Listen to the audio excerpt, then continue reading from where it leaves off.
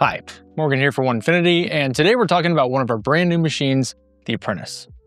We developed the Apprentice as an entry-level machine to lower the barrier of entry for folks looking to get into working with a CNC without having to invest in one of our larger machines. We figured this might be for financial reasons or space restrictions, but what's universally likely is that this is probably a lot of people's first machine. So we're going to start at the very beginning to get you up to speed.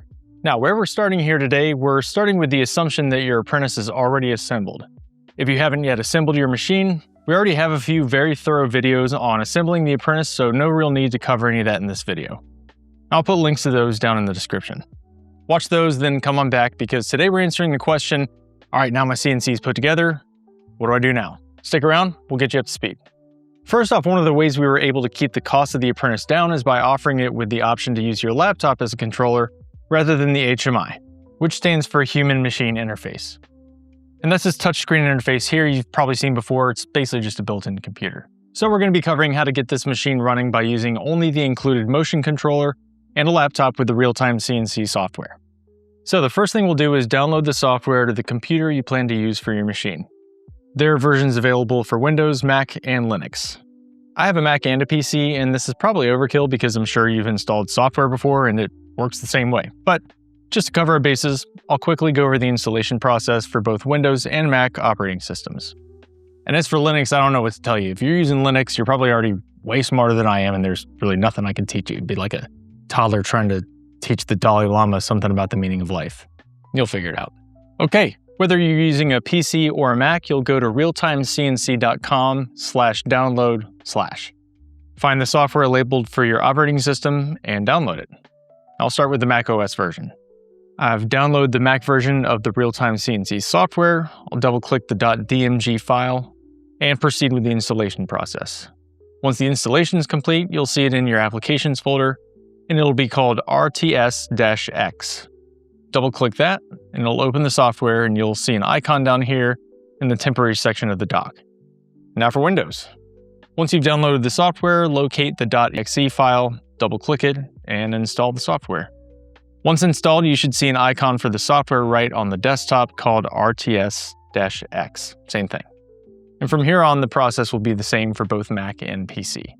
So when you first open the software, if the computer isn't connected to the machine, it'll say no COM ports detected. Make sure your machine is powered on, release the e-stop button by twisting it clockwise until you feel it pop up, and connect the USB-C cable from the motion controller to your computer.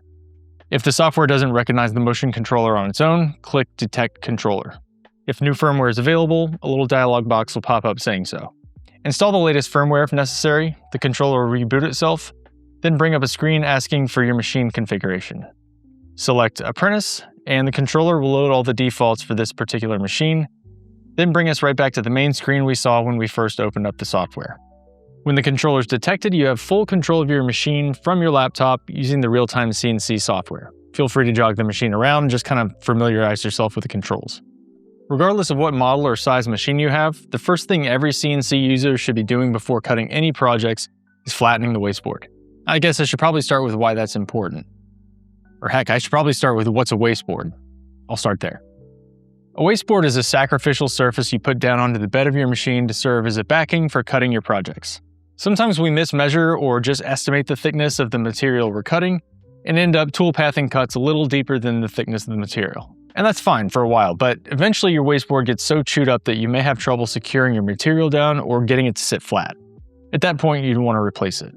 And the reason we flatten the wasteboard is because we want the cutting surface to be perfectly parallel with the Z-axis. I have a whole other video on the importance of flatness, but just to give you a quick example, if you're engraving something with a V-bit, variations in Z-axis position are very easy to spot if either the material or the wasteboard it's sitting on aren't flat. In low spots, the engraving doesn't go deep enough, and at high spots, the engraving is too deep, and your letters start to run together. The whole thing just looks kind of funky, so that's why we flatten. MDF works best for a wasteboard because it's cheap and less vulnerable to seasonal warping due to temperature and humidity changes. So I cut a 16.5 by 16.5 inch piece of 3/4 thick MDF to use as my wasteboard. Place the wasteboard about 3/8 of an inch back from the front edge of the feet of the rails. Secure it down to whatever you have your Apprentice mounted to by pre-drilling and counterboring about 1/4 inch deep, then screwing it down.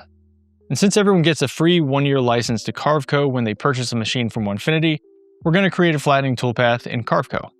In CarveCo, we'll open up a new model and set the size to the dimensions of your machine. Today we're talking about the Apprentice, so we'll make the model size 16.5 inches by 16.5 inches, and I almost always set my work origin in the bottom left corner. Alright, the model you see here in yellow represents the total cutting area of your machine. We'll need to create a vector in order to create a toolpath.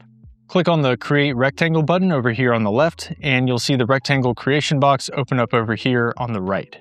Here you'll select whether it's a rectangle or a square, input the dimensions of the wasteboard so it takes up the entire surface, and the center point will be right smack in the middle of the model. To flatten your wasteboard, make sure that square vector you just made is selected, then click on Toolpaths over here on the right, then click Area Clearance Toolpath. In here we can select our bit and how it's going to cut. Now I'm aware that for many of you this may be your first machine and you may not have a bunch of bits yet, except for the one that came with the machine, a 1/4 inch downcut spiral bit from Bits and Bits. So we'll use that. It'll take a little longer, but because it's not a huge cutting area, it won't be too bad. We'll check the machining time estimate once we get it toolpathed. In the tool list, you can just select a 1/4 inch end mill. The default feeds and speeds from the manufacturer are usually pretty reliable, but if you're feeling squirrely and you want to trust a random maniac from the internet, I'd run this at 150 inches per minute. That's the feed rate. Because I'm using a trim router, it doesn't really matter what's in the speed field because on this Makita router, the RPMs are set manually with this here dial. If you were using a spindle instead of a router, you definitely need to pay attention to that number. When the 2D area clearance window opens up, you'll see the cutting depth section.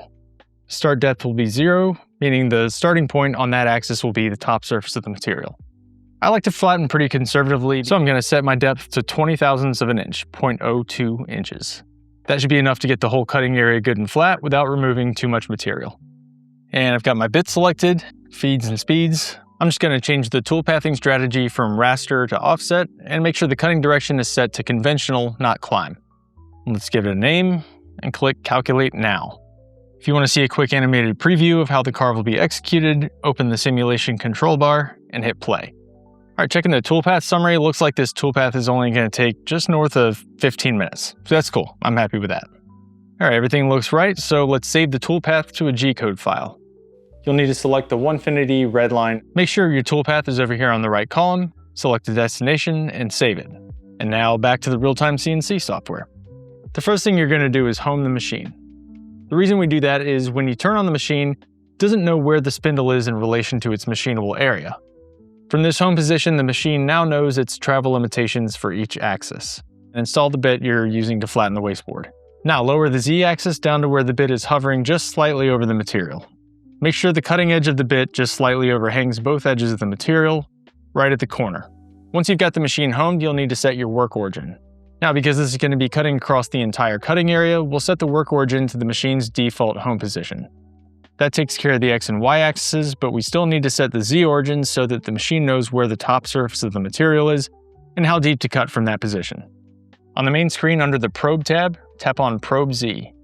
Now just follow the animated setup wizard's instructions. Touch the probe block to the bit and start probing. Once probing is complete, you can run your program. Before doing that though, let's get the dust collection set up. The socket dust boot fits over and secures right onto the router or spindle with just the twist of this one knob here. And obviously connect your vacuum hose to the hose port on the dust boot. And now we're ready to run the flattening toolpath. I know, it seemed like a lot. Don't worry, the more you run your CNC, the more this sort of order of operations will just become second nature, and you'll start doing this stuff faster without even having to think about it. All right. Now we're going to import and load the toolpath file from wherever we saved it on the computer. Tap on Files, then Import, and locate the flattening toolpath file in the directory. Select your file, then tap Import.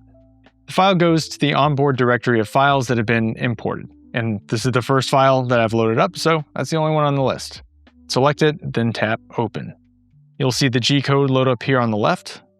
Turn on your router and dust collector, and hit Go.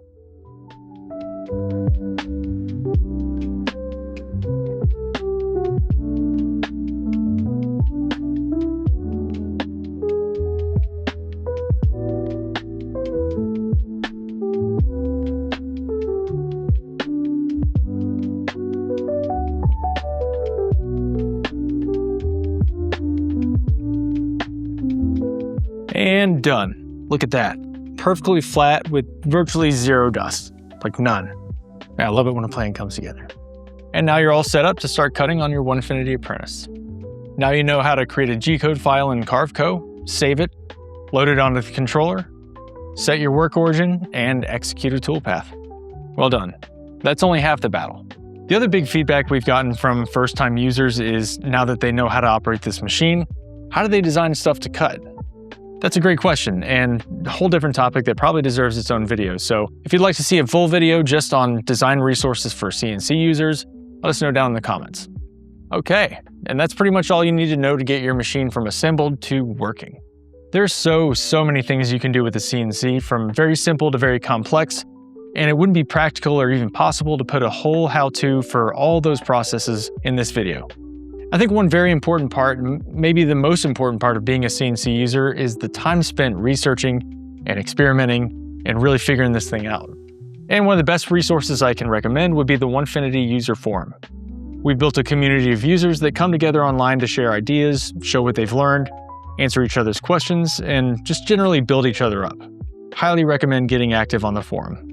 And that's all I have for you today. I hope this was helpful in getting you up and running on your brand new machine.